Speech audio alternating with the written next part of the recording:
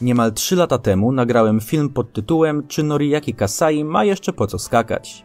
Temat był wtedy wyjątkowo głośny, ponieważ Kasai już od 2 lat nie startował w Pucharze Świata, prezentując fatalną formę, a mimo wszystko wciąż utrzymywał, że chce wrócić do skoków na najwyższym poziomie. Znajdował się wtedy również w oficjalnych kadrach Japonii. Wywołało to dyskusję, czy w takich okolicznościach powinien kontynuować swoją karierę, czy lepiej nie byłoby już jej zakończyć. Na portalach o skokach narciarskich oraz pod filmami na YouTubie trwała ożywiona dyskusja, gdzie kibice przerzucali się argumentami. Jedni twierdzili, że Kasai powinien zakończyć karierę już dawno, ponieważ w tym wieku nie ma już szans na dobre wyniki. Rozmienia w ten sposób na drobne swoją karierę i blokuje miejsce w kadrze młodszym zawodnikom.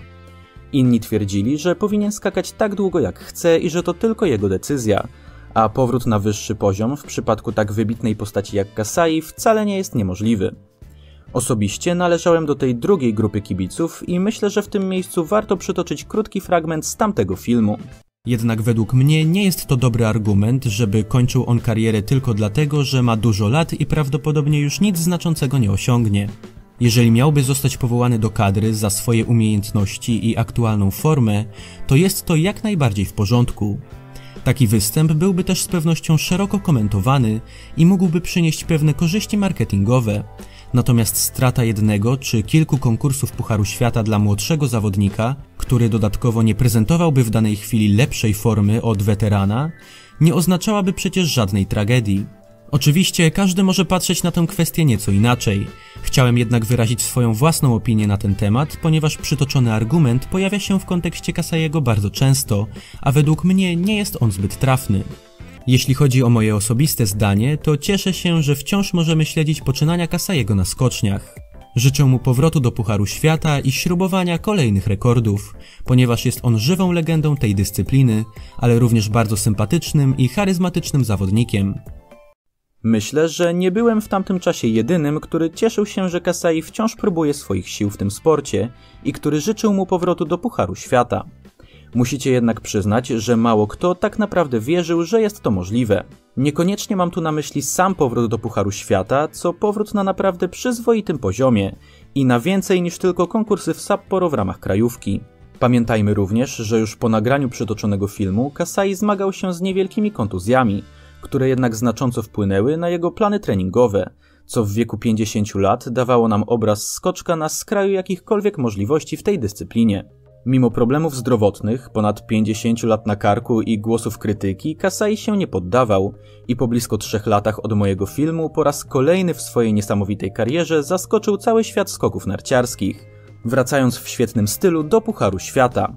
Jednak jak do tego doszło?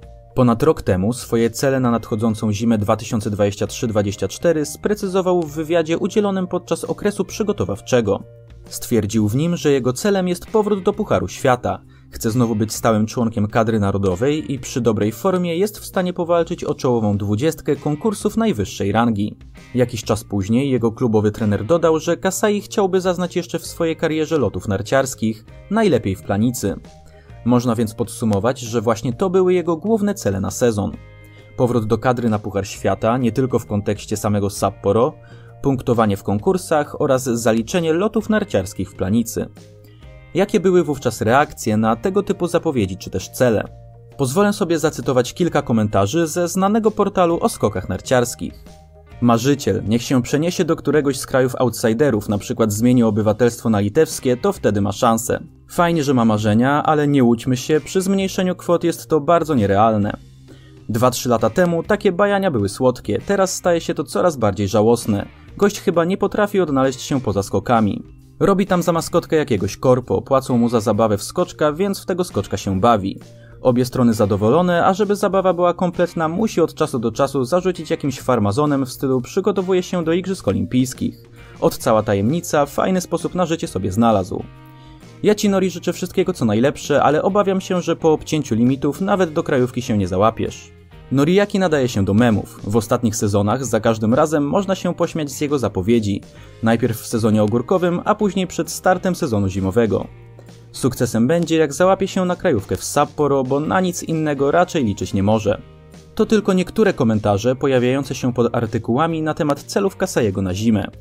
Warto podkreślić, że znakomita większość była napisana przez długoletnich użytkowników tego portalu, regularnie komentujących większość wpisów. Komentarze życzliwe i życzące Japończykowi powodzenia w realizowaniu celów stanowiły mniejszość. Praktycznie nikt nie wierzył w tamtym czasie, że Kasai może jeszcze powrócić, choć przerabialiśmy ten temat w przeszłości już wiele razy. Tak naprawdę, odkąd Kasai skończył 30 lat, co miało miejsce 22 lata temu, wieszczono mu koniec kariery i zbyt zaawansowany wiek, żeby liczył się jeszcze jakkolwiek w tej dyscyplinie.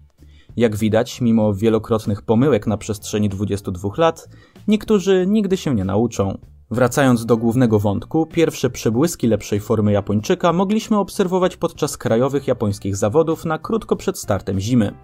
28 października w Sapporo w obsadzie najlepszych japońskich skoczków Kasai zajął 4. miejsce, ze stratą zaledwie 1/10 punktu do podium.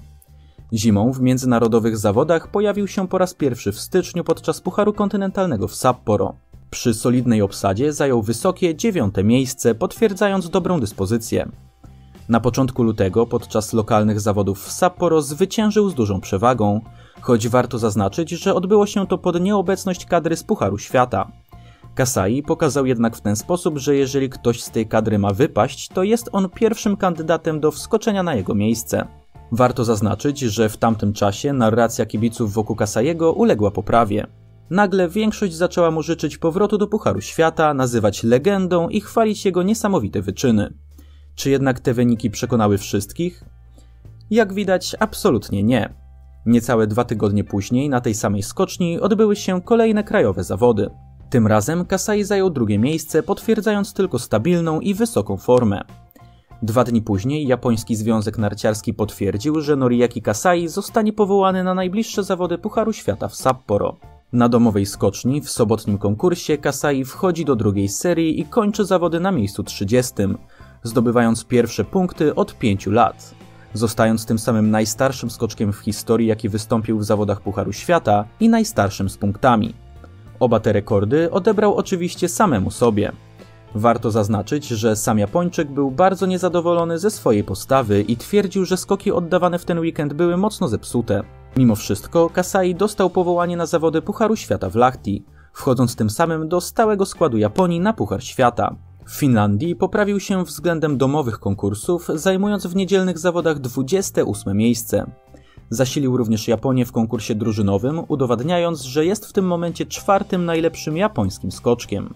Czy wiecie, co w tym czasie działo się ze wszystkimi, którzy tak chętnie krytykowali i wyśmiewali Kasaiego do czasu zawodów Pucharu Świata w Sapporo? Jeśli nie wiecie, to niestety ja również wam tego nie powiem, ponieważ wszyscy ci użytkownicy po prostu zniknęli. Artykułów o Kasaim było w tym czasie mnóstwo, natomiast ci, którzy byli tak głośni w sekcji komentarzy na przestrzeni poprzednich miesięcy, nagle całkowicie zamilkli, a przecież nie był to jeszcze koniec sezonu. Jak się okazało, najlepsze było dopiero przed nami.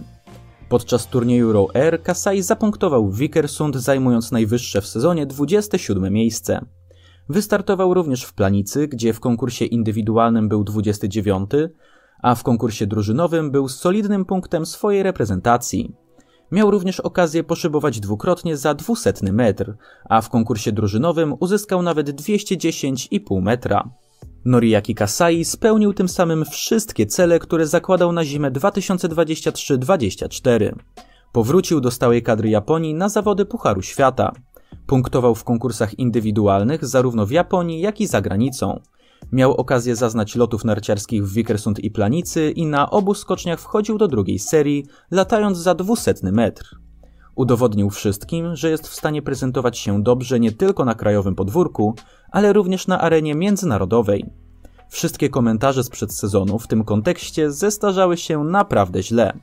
A te, które były pisane w trakcie sezonu, mimo że Kasai już wtedy pokazywał zwyżkującą formę, zasługują na wyjątkowe miejsce w zestawieniu najgorzej starzejących się komentarzy. Nawiązując więc do tytułu tego filmu, Kasai w zeszłym sezonie odpowiedział nam wszystkim.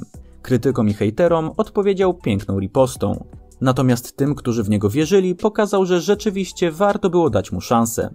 Prywatnie odczuwam sporą satysfakcję, ponieważ w przeciwieństwie do całej masy komentarzy na temat Japończyka, mój film sprzed 3 lat zestarzał się wyjątkowo dobrze i powiem szczerze, że wtedy nie sądziłem nawet, że zestarzeje się on aż tak korzystnie. Na koniec warto jednak zadać sobie jeszcze pytanie, co będzie dalej z Noriakiem Kasai? W sierpniu bieżącego roku, podczas przygotowań do kolejnego Pucharu Świata 2024-25, zajął 4. miejsce w lokalnych zawodach przy obecności najlepszych japońskich skoczków.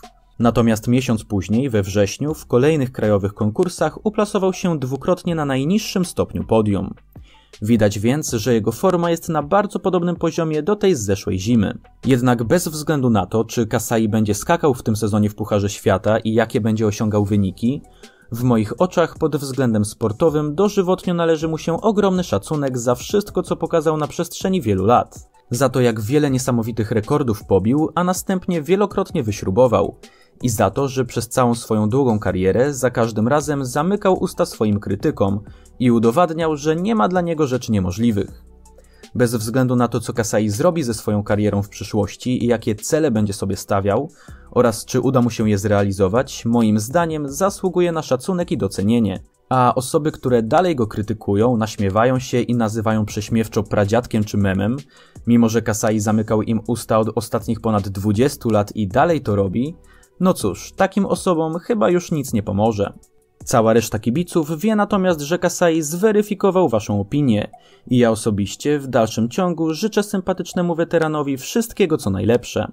Mam nadzieję, że będziemy oglądać go w tym sezonie Pucharu Świata regularnie i obserwować, jak bije kolejne niesamowite rekordy. Tymczasem dziękuję za obejrzenie mojego filmu i do usłyszenia.